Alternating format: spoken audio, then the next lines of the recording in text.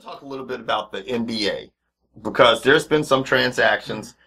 There's some stuff. As we're filming this late Saturday night, everybody. And, I mean, the biggest thing is what we're seeing is Kyle Lowry staying with the Raptors. Dirk Nowitzki staying with the Dallas Mavericks. Most of your big free agents are saying, you know what, I'm not gonna go anywhere, you know, and you still have people like, obviously, Paul Pierce, Pau Gasol, you know, and then, of course, Carmelo Anthony, LeBron James. Luol Deng is actually, Pat Riley was speaking with Luol Deng, and he's trying to get him to come to the Heat. But I think one of the problems with the Heat is that they've pulled the trigger too late, man. I think the biggest thing they could have done was sign Lowry. That would have been great for LeBron to stay. And now they got Shabazz Napier, but he's young. And who are they going to put on the roster? I mean, what are your thoughts on it? Because you're a Heat fan. Well, you're a LeBron fan. Yeah. So will you be a Heat fan of LeBron Jets? Will you root for them? Yeah, I didn't think so. I'm not kidding. Now, suppose he comes to LA. Suppose that happens. Then I'll be a Lakers fan. God damn, I just want that shit. I'm just being serious. I don't cheer for a team. We don't root for the same team except for the Caps. Yeah. You root for the Caps. That's not it, yeah. Yeah, that's it. So, I mean, that's the way it is. I cheer for players in the NBA. There's very few full teams I've ever cheered for. I'm trying to think, what's the last team I cheered for? No, still cheering. Yeah, no. Yeah, if LeBron goes overseas and plays for the Peking Ducks, I'll be a Peking Duck fan. That's just the way it works. Yeah. Napier's god-awful. I didn't think he was going to help the team when they drafted him. He's not going to help the team, and right now he's your starting point guard. He's god-awful right now for a pro. For a rookie. He hasn't done anything. Nerlens Noel had a decent showing, and they're saying Smart up in Boston played well. But again, it's Summer League, and you're playing against other Summer League players. So, I don't know what to say. Just going to have to sit back and watch. They're expecting LeBron to make a decision before he goes to the World Cup Finals.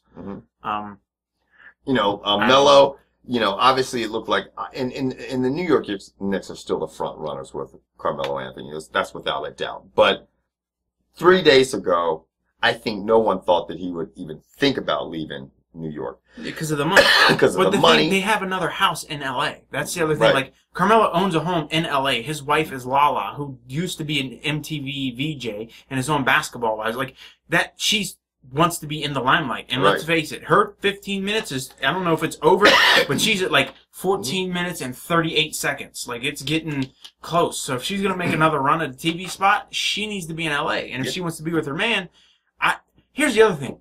Is this going to tarnish Carmelo? Is this going to make Carmelo look bad? Because let me tell you, none of you monkeys have a problem jumping out there and saying, if LeBron leaves Miami, it makes him look bad. It's bad for his career. Fuck you. Who gives a shit? I think this is going to be the norm. Yeah. I think going forward in 10 years, you're not going to see players sign contracts longer than 3 years. They're just going to constantly bounce around. And you know what? I don't blame them. They don't owe the fans or the owners shit. They don't. Because when they're gone, guess what? You're cheering for the next guy who fills in. Exactly. You very rarely are going to follow a player, and I'd be damned if an owner gives a shit. They want Tyrone in the game to make money. You're not making money? Preach, bye. Preach. That's right. That's it. Owners don't give a shit. They're old, grumpy-ass white dudes who don't care. They look at you like they own you, and when you're done performing, you're gone. You're gone. And let me tell you something. Since we're on that, and people going and stuff, what people don't realize about some of these big market areas like New York and Miami and LA.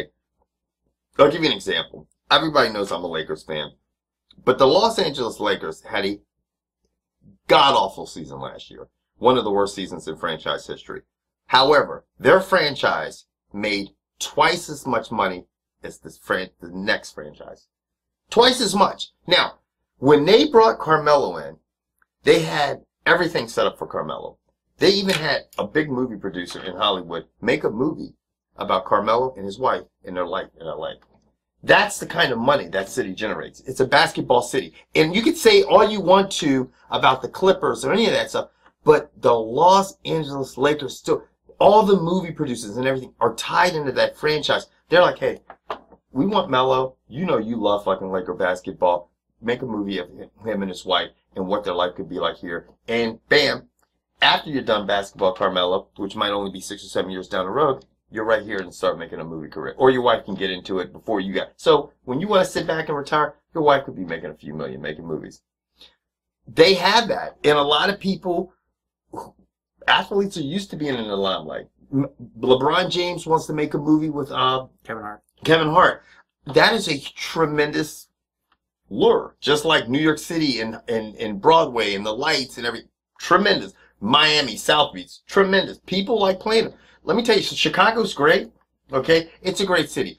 Melo could go to Chicago. It's an awesome city. It got everything set. I think Melo would do the best if he was in Chicago. They'd have the best chance of winning the championship. But let me tell you something. During basketball season, Shorty, have you ever heard of fucking lake effect snow and fucking the wind chill factor? Your nuts will be frozen as shit. And I'm going to tell you what. If I had the choice between a palm tree up my ass and a stalactite up my ass, okay? Or a fucking icicle or any of that frozen shit that's pointy, I'm going to go with the palm tree. Neither one of them are going to feel good, but I'm going to go with the palm tree and that fucking... That's just my... That's... So... I guess the other big basketball news is Jason Kidd is now the head coach of the Milwaukee Bucks for 2 second-round draft picks.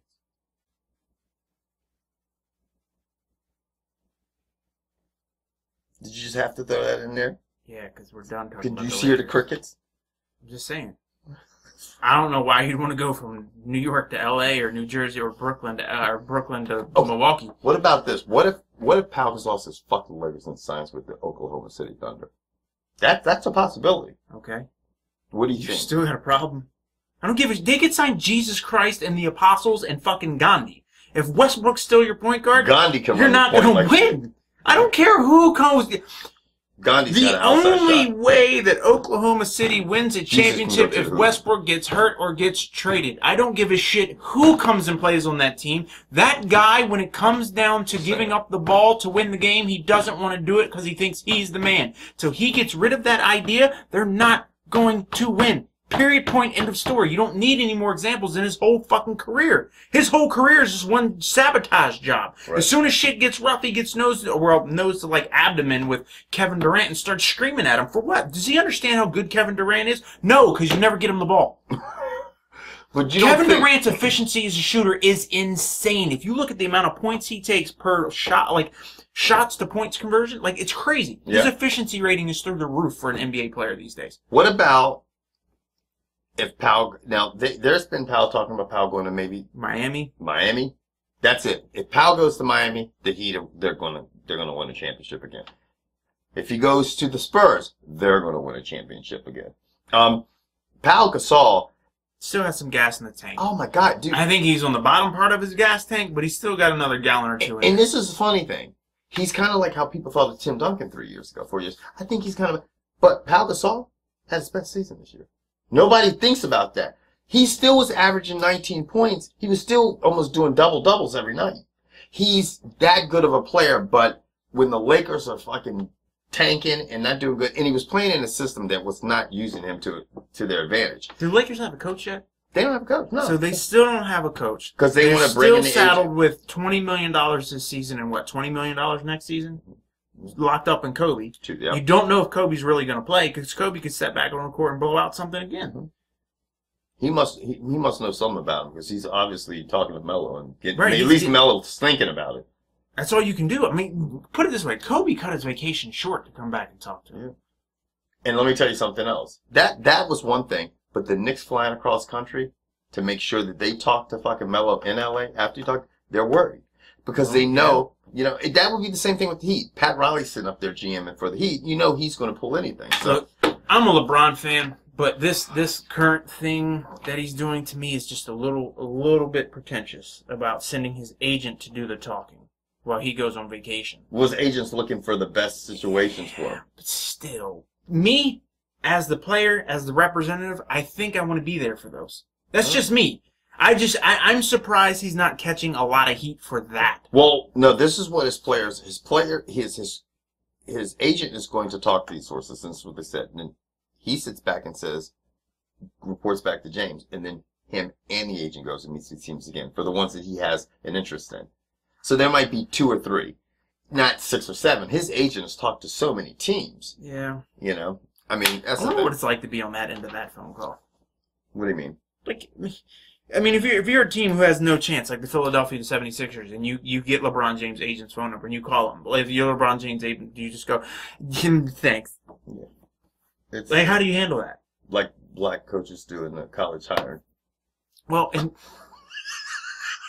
In reality, I think you probably got to handle it a little bit better because what if you have another player? You don't want to have a bad rep with that team, or maybe you're like Drew Rosenhaus just like, look at that dude's a donkey. He is a fucking donkey. But I like him. Next question. It looks like the Browns might be without their top wide receiver, whether he gets busted for PEDs or drugs or whatever it is or anything. Because now he likes to drive while he's drunk. Yep. Josh Gordon, young man, I don't think you understand the opportunity you have in front of you, and you might not play in the NFL ever again. Yeah. Josh Gordon is just I don't even know what to say about it. What's the over? What if you had to put a percentage chance on this? What is the percentage chance that Johnny Manziel will be the starter in Cleveland at the start of the season? And at the start of the season? At the start of the season, that he'll be the quarterback. Mm-hmm. What do you give that? What percentage chance? 60. Okay.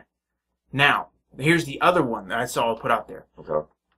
They were going out there for big, like, what ifs or maybes or big shocking things. And Marcellus Wiley, whatever his name is. You know who is it? What's going on? Yeah. Sat there and said, the biggest shock, Johnny Manziel will start the season, go into Pittsburgh, and win the first game. If Johnny Manziel starts the first game for the Cleveland Browns, it goes in, it beats Pittsburgh in Pittsburgh, I will cry. He might do it because that defense is old as shit. Hilarious. It's old. So for the 3 Pittsburgh fans, who's running around the field and catching him? Because Palomalu is busted up. If he takes off, who's catching him? They're all of their fucking linebackers. Like Lamar, Woolley. I mean, great. These guys are great. I mean, I know they won a Super Bowl a few years back against the Cardinals. It's great. They're old as fucking dust now for their position. I'm just saying. I couldn't think of a better way for the NFL. How are you going to catch that little water bug? Couldn't think of a better way for the season to start. And on that note, we're goes. Like 60-some days. That's right.